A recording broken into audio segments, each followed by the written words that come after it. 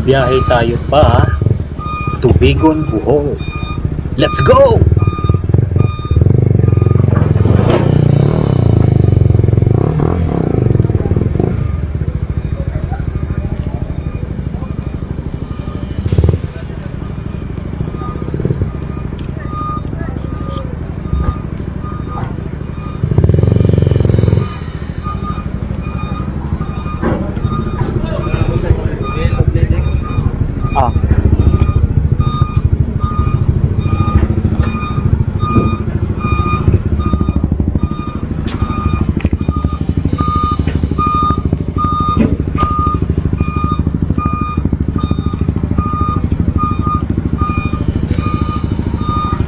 Okay na sir, kani? Oh, sinterstan lang. Wala ba na sinterstan sir?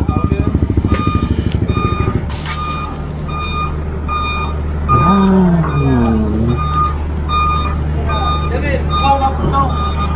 Saya boleh kelihatan. Dah lagi. Dah lagi.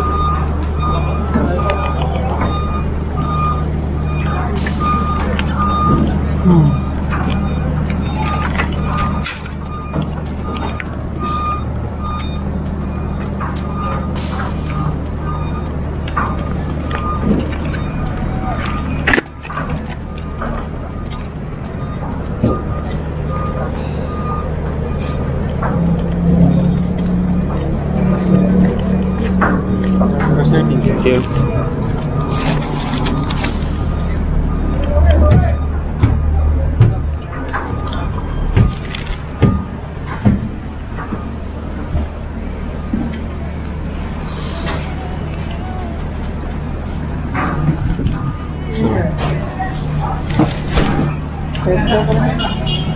Sa Bohol tagandan mi og 2 hours, so abot ko dito mga 6 o'clock pero murag na diliman ni siguro 7. Let's see, tanaw na to na ako diri sa 3rd floor.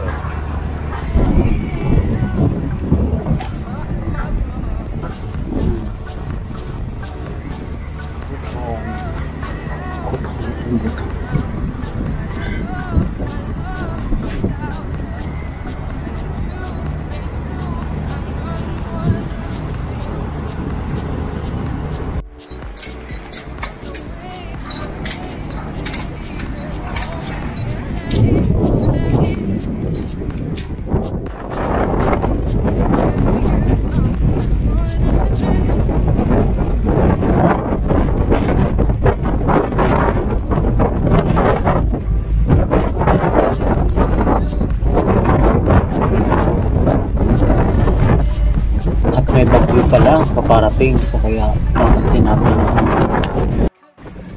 ang kalangitan ay medyo madilim ng konti dahil may bagyo.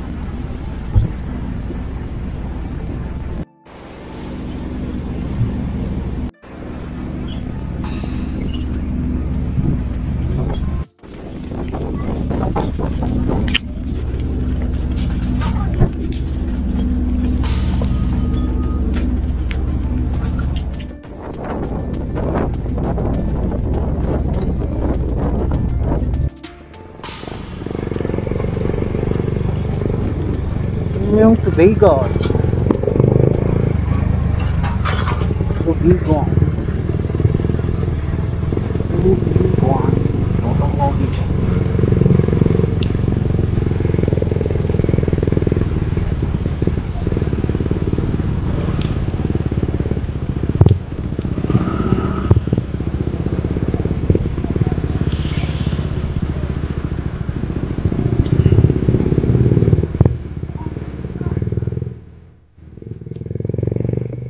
Parang 24 hours lang, like 24 hours challenge na magstay ako ng Tubigon.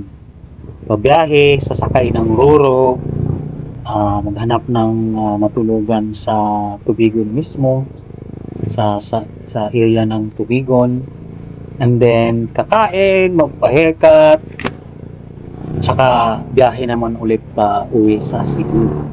Parang ganun lang, para at least ma-experience ko itong Tubigon Bohol. Kasi malapit lang siya, yung parang 2 hours lang. From Petres sa Cebu, saka hanggang dito sa Tubigon. 2 hours lang yung biyahe. So, itong Tubigon nung una, matagal, like I was 14 years old, nandito na ako noon pa. I was working as parang assistant ng sabikiri, luto, maggagawa ng pan or whatever, ganon. When I was 14 years old. So, itong lugar na to, nakalimutan ko na siya. Kasi, as of course, it's 14 years old. Parang bata pa. Parang ganun. 1 year din ako sa Maripuhok noong una. Tsaka may kikitain din ako dito.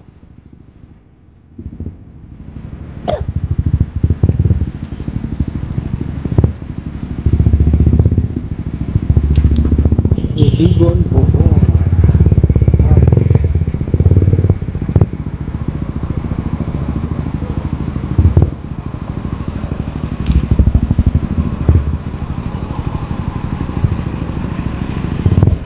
Kahit parang nagkasakit, biyahe pa rin, i-enjoy natin yung moments. Few days para babalik na naman sa trabaho. So, nagkaano pala ako, tawag dito, na food poison doon sa Lapu-Lapu. So, mayan doon. Sa food camp ata yung pangalan ng area na yun. Eat all you can. Doon ako na ano, kasi matakaw eh.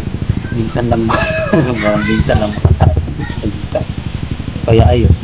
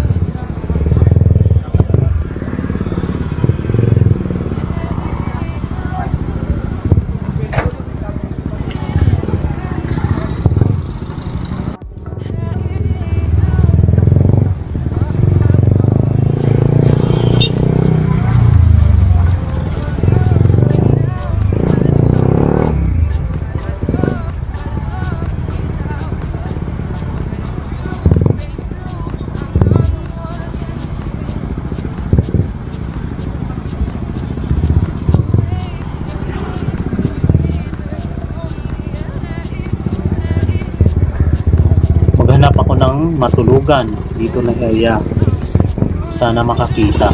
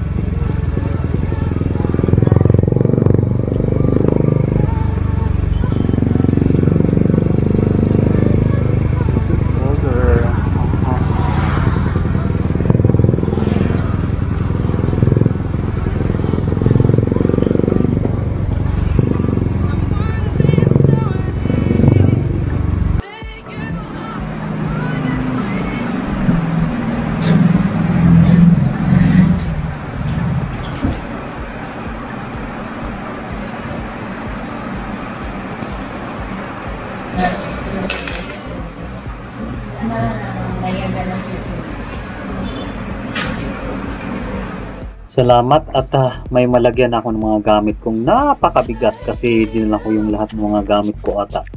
Laptop, yung helmet ko mabigat, so kailangan ko na talaga siya ng place or safe na area na pwede siyang lagyan. So this is it.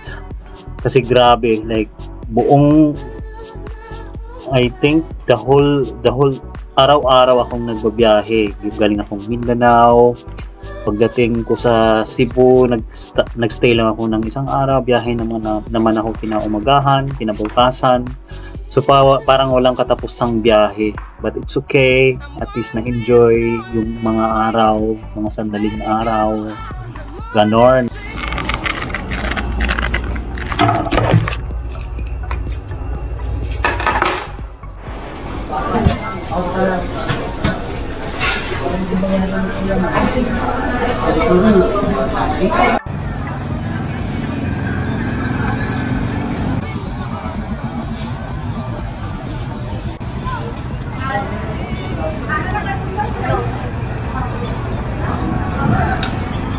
Diri sa Tubigon, Bohol.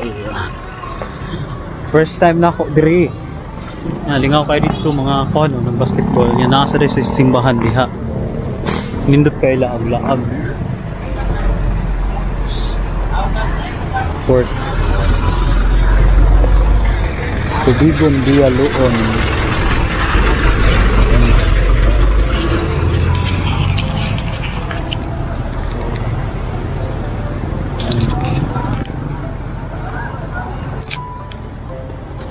Love Tubigon. Kani plaza man din nandira sa sud.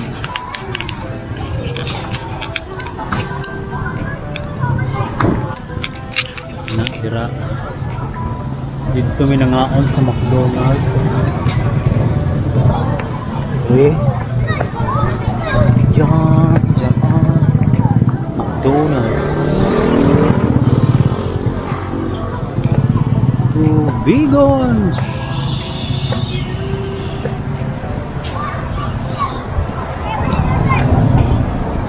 Kung bigyan akong motor, oh my god, baka maklam to. Makakari ko gamay sa plaza, kanina mo nilang plaza ay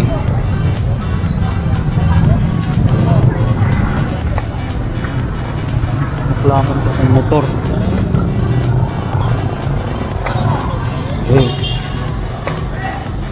Ano nilang plaza, Tubigon. Lagi ko muna kay ano na siya plaza sa Tubigon. Labti kaayo yan. Puso karaan na kayo na diri sa Tubigon sa Bohol. Nindot ka na sudgon dira tanahon. Pero gabi na mahadlok kog maklaman akong motor. Inaamay mangklam ko dira kuno dire.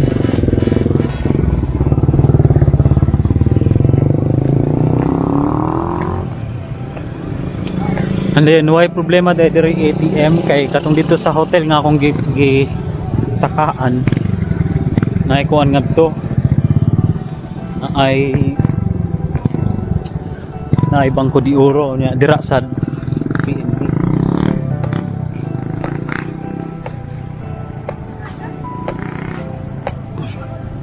Dali rin niya ko ang pagkuan kay galain kay kong tiyan.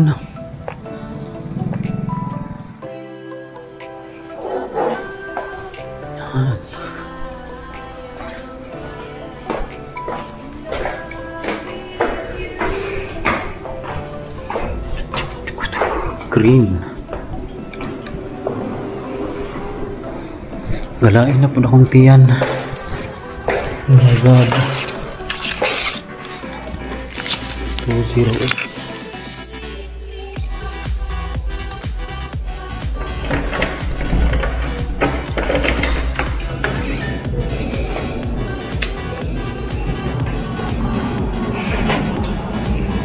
My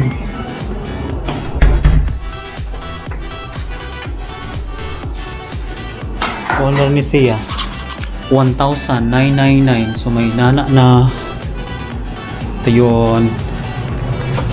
Ganito siya mura pero walay ref.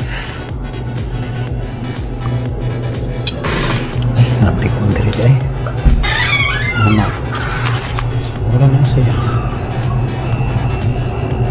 Aircon nga kusog mo po din ng aircon na mabugnaw mo po siya.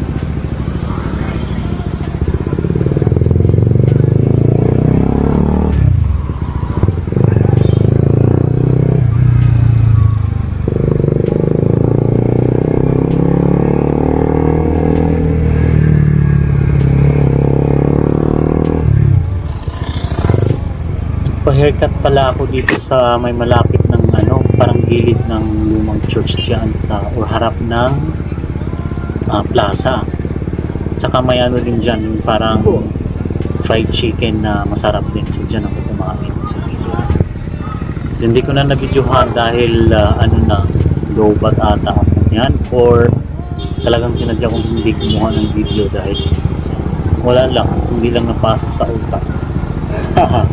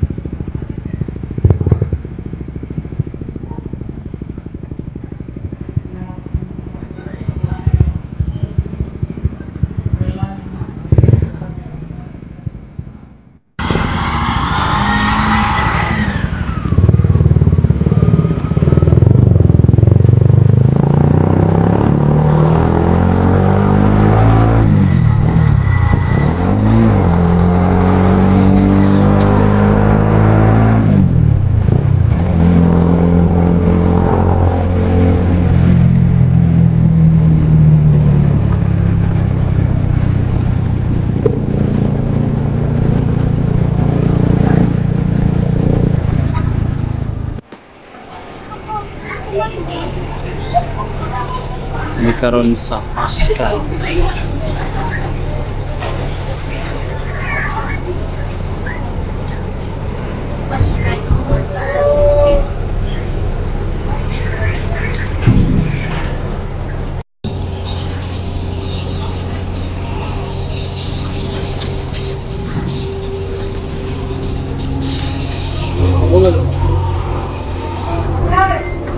fast cut.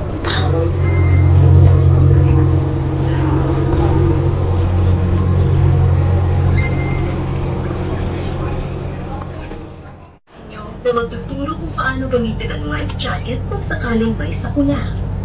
The life jacket is in a plastic pouch under your seat. Situation calls for its use, slip it over your head. The straps around.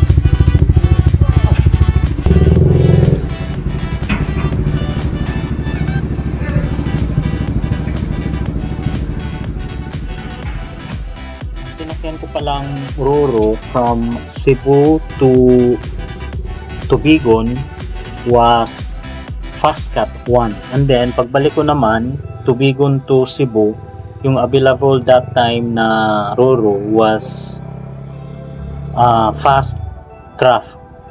So parang yung time na yun lang yung available kasi parang 2 vessels ata or 2 companies or Roros schedules, parang ganon.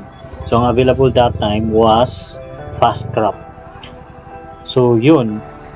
So akala ko kasi nung time na yun is isa lang, parang sa light shipping lang na company like fast cut, mga ganon. Marami pala, meron parang dalawa. Pero yung fast cut na yan, marami din sila, like basta marami, parang alternate silang magbiyahe. Just information lang po, FYI.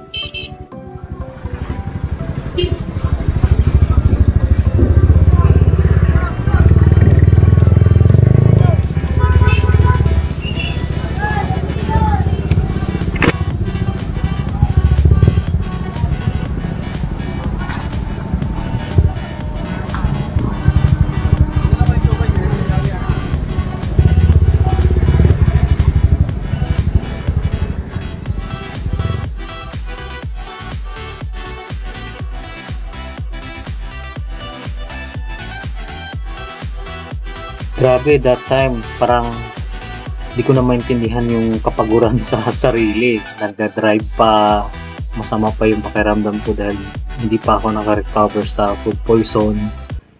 Every, nagtatay ako ng parang tubig na. So, yung katawan ko dyan parang hindi ko na maintindihan. Yung parang as in sobrang pagod, sobrang stress. Kasi sa biyahe walang klarong tulog, kasi yung that time before ako nagbiyahe, stay lang ako ng 1 night at saka may lakad din ako noon, 1 day sa Cebu. Nagstay lang ako ng 1 day and then wala ring klarong tulog dahil may nilalakad din, something like that. So grabe, at sabi ko sa sarili ko na after nito, pagdating sa bahay talagang matulog ako kasi grabe ang pagod. Diba? Kasi sa biyahe, lalo na kapag traffic, Diyos ko. At saka may dala-dala pa ako niya ng bag sa likod, backpack na grabe, ang bigat. Nandyan na lahat. Alam mo yun ang weakness ko pag magbiyahe. Gusto kong dalhin lahat yung, as in lahat. Kung mayroon akong malaking bag, talagang puno yan. Lahat-lahat, damit, lahat ng mga gamit, gusto kong dalhin. As in.